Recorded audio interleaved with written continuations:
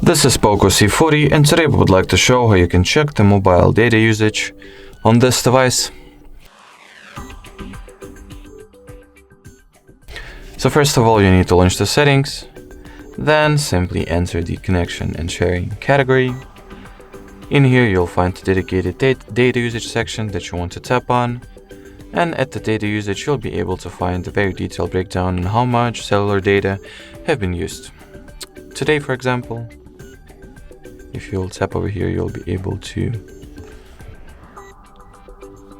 either see the mobile data usage or the Wi-Fi usage as well.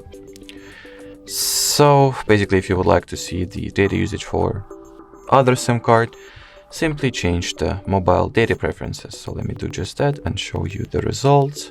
So I'll choose the second SIM card as my cellular data SIM. And once I get back to the data usage, it will be displaying the data usage for SIM card number 2, as you can see right here. Alrighty, so that will be it for this video.